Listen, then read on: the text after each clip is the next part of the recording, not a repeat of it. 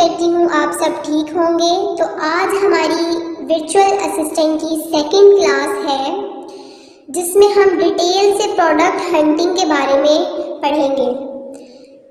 लेकिन product hunting को पढ़ने से पहले मैं आपको फर्स्ट क्लास का थोड़ा सा रिव्यू दे देती हूँ ताकि आपके माइंड में एक कंप्लीट इमेज बन जाए। जी, तो हमने सबसे पहले कल डिस्कस किया था कि कॉमर्स और ई कॉमर्स क्या होता है। ई कॉमर्स तो बेसिकली कहते हैं तजारत को, जो कि हमारी ख़रीद और फरोख्त होती है तजारत बिजनेस में। लेकिन ई कॉमर्स में थोड़ा सा डिफरेंस हमने ये पढ़ा था कि ई कॉमर्स भी तजारत को ही कहते हैं, लेकिन जो इंटरनेट की हेल्प से हो रही होती है, मतलब ऑनलाइन बिजनेस जिसमें हम इंटरनेट के थ्रू चीज़ों को ले रहे होते हैं और चीज़ों को बेच रहे होते हैं। इन शॉर्ट ई कॉमर्स कहते हैं ऑनलाइन बिजनेस को जिसमें हम इंटरनेट के थ्रू चीज़ों को खरीदते हैं और बेचते हैं। फिर हमने ई कॉमर्स की 3 टाइप्स को पढ़ा था, which is business to business, business to consumer and consumer to consumer. उसके बाद हम आगे देखें तो हमने अमेज़ॉन के बारे में आइडिया लिया था कि Amazon world's number 1 online business market platform है जिसमें बहुत से लोग बिजनेस कर रहे होते हैं। ऑनलाइन बिजनेस पे चीज़ों को बेच रहे होते हैं और ख़रीद रहे, बहुत से कस्टमर्स ऐसे होते हैं जो अमेज़ॉन से चीज़ों को ख़रीद भी रहे होते हैं। अमेज़ॉन को हमने इसीलिए डिस्कस किया था क्योंकि हम अपनी सर्विसेज अमेज़ॉन में परफॉर्म करेंगे, अमेज़ॉन को देंगे अपनी सर्विसेज, यानी कि वहाँ के जो बिज़नेस कर रहे होंगे उनके सेलर अकाउंट्स में हम जितनी भी हेल्प होगी हम वहाँ पर अपनी सर्विसेज देकर करेंगे। उसके बाद हमने पढ़ा था कि वर्चुअल असिस्टेंट को, जिसमें हमने ये समझा था कि वर्चुअल असिस्टेंट एक ऐसा बंदा होता है जो रिमोट एरिया से अमेज़ॉन या उसकी तरह के जो जितने भी दूसरे प्लेटफॉर्म्स हैं, जस्ट लाइक ईबे, दराज.com, अलीबाबा और इस जैसे और भी बहुत से प्लेटफॉर्म्स हैं जो उनके बिजनेस अकाउंट्स को ये मैनेज करता है और अपनी सर्विसेज परफॉर्म करता है। फिर हमने वो तमाम सर्विसेज को डिस्कस किया था जो एक वर्चुअल असिस्टेंट अमेज़ॉन में परफॉर्म कर रहा होता है। हमने वो तमाम, एक जो आपको लिस्ट नज़र आ रही है, पूरी लिस्ट हमने अपनी फर्स्ट वीडियो में की थी डिस्कस। और अगर किसी ने फर्स्ट वीडियो नहीं देखी वो कंप्लीट वीडियो देख लें जिसमें मैंने डिटेल से सब कुछ बताया हुआ है। और उसके बाद जब आप वीडियो देख लेंगे तो आपको आइडिया हो जाएगा आज की क्लास के बारे में। आज हम सबसे पहले सर्विस डिस्कस करने वाले हैं जो कि प्रोडक्ट हंटिंग है। जब एक बंदा जो अमेज़ॉन पे अपना बिजनेस स्टार्ट करता है तो सबसे पहले वो अपना सेलर अकाउंट बनाता है। सेलर अकाउंट बनाने के बाद वो एक वर्चुअल असिस्टेंट को हायर करता है जो उसके बिजनेस में उसकी हेल्प करता है, तो उसके प्रोडक्ट्स को ढूंढने में कि कौन सा प्रोडक्ट उसके लिए प्रॉफिटेबल होगा या कौन सा प्रोडक्ट उसके लिए ठीक रहेगा उसके बिजनेस के लिए। और वो बंदा कौन होता है? वो एक प्रोडक्ट हंटर होता है जो उसकी हेल्प करता है, मतलब वो एक वर्चुअल असिस्टेंट होता है जो प्रोडक्ट हंटिंग करता है, यानी कि अपनी प्रोडक्ट हंटिंग वाली सर्विस जो होता है वो दे रहा होता है। सबसे पहले आफ्टर सेलर अकाउंट हम सबसे पहले डिटेल में देखेंगे कि प्रोडक्ट हंटिंग क्या होती है। तो चलिए प्रोडक्ट हंटिंग के बारे में हम जानते हैं। प्रोडक्ट हंटिंग को हम बेसिकली प्रोडक्ट रिसर्च भी कहा जाता है, इसे प्रोडक्ट रिसर्च भी कहते हैं और प्रोडक्ट हंटिंग भी कहते हैं। इसके अलावा इसे हम प्रोडक्ट मार्केट एनालिसिस भी कहते हैं और मार्केट रिसर्च भी कहा जाता है। सबसे पहली बात कि अमेज़ॉन में हम कोई भी प्रोडक्ट ऐसे ही उठाकर नहीं बेच सकते। ये तो हर बिजनेस का रूल होता है कि बिजनेस करने से पहले प्रोडक्ट का रिसर्च करना पड़ता है, ये मैंने आपको पहले भी बताया था। उसकी ऐसे ही प्रोडक्ट ना बेचने की रीज़न ये है कि क्योंकि हम बिजनेस करने जा रहे हैं ना, तो बिजनेस में हमें पता होना चाहिए बिजनेस के बारे में कि मार्केट में क्या चल रहा है, यानी कि हमें बिजनेस की इन एंड आउट्स को पता होना चाहिए, हमें उसकी हाव नाव होनी चाहिए और पता होना चाहिए कि क्या चीज़ बिक रही है या किस चीज़ की ज़्यादा रिसर्च हो रही है मार्केट में, या किस चीज़ की मार्केट में सबसे ज़्यादा डिमांड है, या ऐसा तो नहीं है कि कोई भी चीज़ कोई ऐसी चीज़ है जिसका बहुत ज़्यादा कंपटीशन चल रहा है और मार्केट में बहुत ज़्यादा कंपटीशन चल रहा है, बहुत ज़्यादा ट्रेंडी हो चुकी हुई है। या फिर ये हो कि हमारे जो कॉम्पिटिटर्स हैं वो बहुत ज़्यादा है मार्केट में, जिनसे हमारा कंपटीशन बहुत ज़्यादा हो। तो इस टाइप की चीज़ों को हमें देखना है। तो अगर हम ये तमाम चीज़ें लेकर चलते हैं, मतलब हर चीज़ का एनालिसिस करके उस पर कंप्लीट रिसर्च करके चलते हैं, तो हमारे जो रिस्क होते हैं, यानी कि रिस्क या लॉसेस जो वगैरह होते हैं, उनके चांसेस बहुत ज़्यादा मिनिमाइज हो जाते हैं। फॉर एग्जाम्पल, मेरे पास एक प्रोडक्ट है विच इज़ लैपटॉप। मैं सोचती हूँ कि मैं लैपटॉप बेचना शुरू कर देती हूँ अमेज़ोन पे।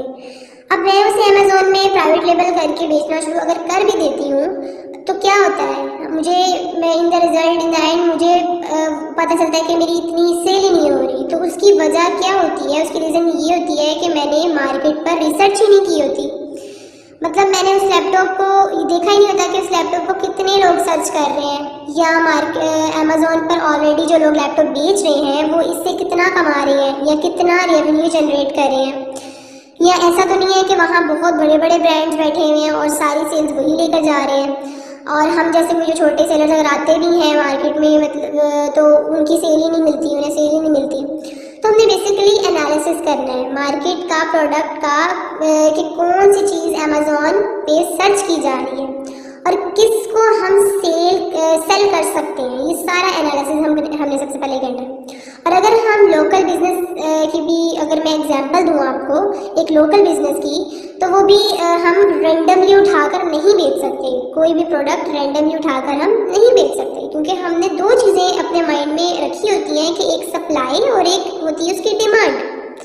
एक सप्लाई और एक डिमांड होती है जो बेसिकली एक प्रोडक्ट जो हंटिंग कर रहा होता है उसके माइंड में होती है, और एक इसके अलावा एक बिजनेसमैन के माइंड में होती है, कितनी सप्लाई आ रही है और कितनी डिमांड हो रही है। अब प्रोडक्ट हंटिंग का मतलब क्या है कि हमने ऐसी प्रोडक्ट ढूंढनी है जिसकी डिमांड तो हाई है, लेकिन उसकी डिमांड पूरी करने के लिए जो उसके सप्लाईज हैं वो या तो मीडियम है या लो है। अगर हम डेफिनेशन के थ्रू देखें तो प्रोडक्ट हंटिंग की डेफिनेशन ये है कि Amazon product hunting is all about analyzing current market trends to choose winning items, something that can generate high sales. The idea is to search for product that you can get for cheap and yet sell for competitive prices with a good profit margin in returns.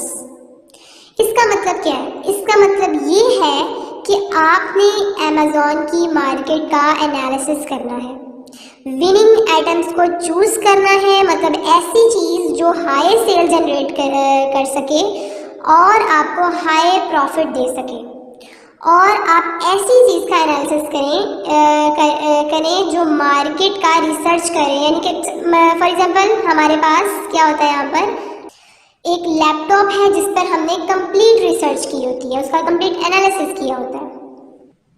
तो ऐसी चीज़ का analysis करके या market का research करके या product का research करके ऐसी प्रोडक्ट सिलेक्ट करें जिसको हम चीप प्राइस पर ले लेते हैं।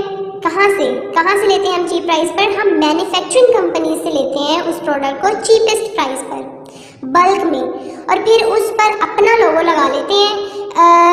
वहाँ पर अपना लोगो लगाकर, जिसको मैंने पहले जो वर्ड यूज़ किया था प्राइवेट लेबल का, तो प्राइवेट लेबल बेसिकली यही होता है कि अपना लोगो हम लगा लेते हैं उस प्रोडक्ट पर जो हमने चीप प्राइस पर मैन्युफैक्चरिंग कंपनी से ली होती है, फिर उसको मार्केट प्राइस पर बेचना शुरू कर देते हैं। तो ये प्रोसेस हमारा बेसिकली प्रोडक्ट हंटिंग कहलाता है। इसी को हम प्रोडक्ट हंटिंग कहते हैं।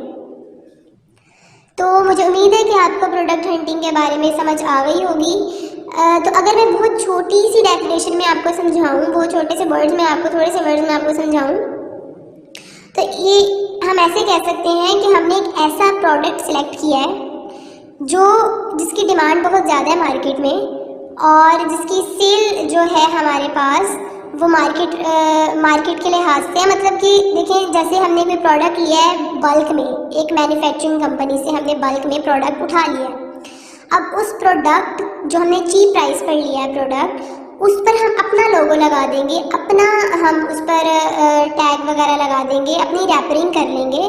उसके बाद हम उसको मार्केट लेवल की प्राइस पर सेल करना स्टार्ट कर देंगे। तो ये क्या होगा, इससे हमारा प्रॉफिट मार्जिन बढ़ जाएगा, यानी कि हमें प्रॉफिट ज़्यादा मिल रहा है। तो इस तरह की जो हम रिसर्च करते हैं, एनालिसिस करते हैं, इसी को हम बेसिकली प्रोडक्ट हंटिंग कहते हैं।